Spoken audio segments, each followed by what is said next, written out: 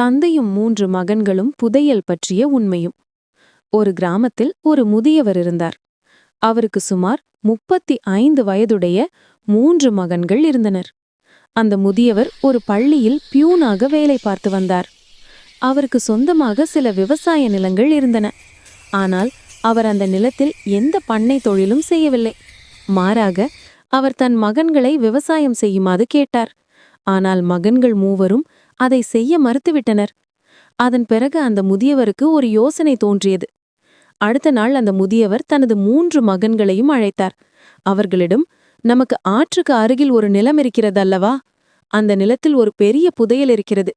நீங்கள் நாளை சென்று அதை கண்டுபிடியுங்கள் என்று கூறினார். அதை கேட்ட 3 மகன்களும் மிகவும் மகிழ்ச்சி அடைந்தனர். அடுத்த நாள் காலையில் புதையலை தேடிச் சென்ற 3 மகன்களும் ஆர்வத்துடன் நிலத்தை தோண்ட ஆரம்பித்தார்கள். தாங்கள் நினைத்தது போலவே பெரிய அளவிலான தங்கப் புதையல் கிடைக்கும் என்று அவர்கள் மிகுந்த கனவுடன் உழைத்தார்கள். நாள் முழுவதும் தோண்டியதில் நிலத்தின் ஒரு முனையிலிருந்து மறுமுனை வரை நன்கு தோண்டப்பட்டு பூமி முழுவதுமாக பண்படுத்தப்பட்டது.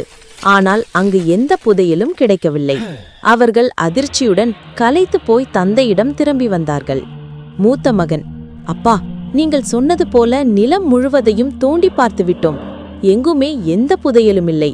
நீங்கள் எங்களை கேலி செய்கிறீர்களா? நடுமகன், ஆமாம் அப்பா, புதையல் என்று சொல்லி எங்களை வீணாக கஷ்டப்படுத்திவிட்டீர்கள்.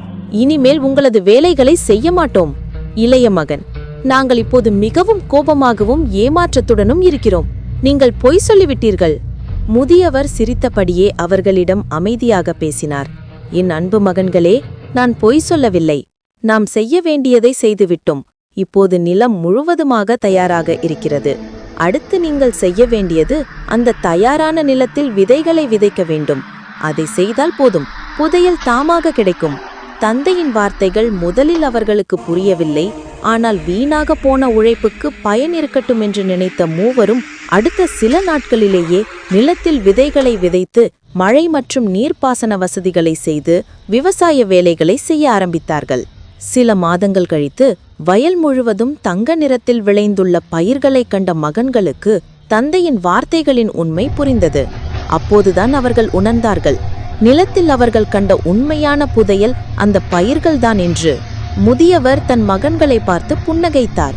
கடின உழைப்பின் மூலம் கிடைக்கும் பலனை விட சிறந்த புதையல் எதுவும் இல்லை என்பதை மகன்கள் உணர்ந்தார்கள். அன்று முதல் மூவரும் சோம்பேறித்தனத்தை கைவிட்டு சுறுசுறுப்புடன் விவசாயம் செய்து மகிழ்ச்சியாக வாழ்ந்தனர். நீதி: உழைப்புக்கு நிகரான புதையல் எதுவும் இல்லை. உண்மையான செல்வம் என்பது உழைப்பால் மட்டுமே கிடைக்கும். இத்துடன் கதை நிறைவடைகிறது. இந்த கதை உங்களுக்கு பிடித்திருந்ததா? பிடித்திருந்தால் ஆம் என்று உங்கள் விருப்பத்தை பதிவிடுங்கள். எனக்கு மிகவும் ஊக்கமாக இருக்கும். Like and subscribe.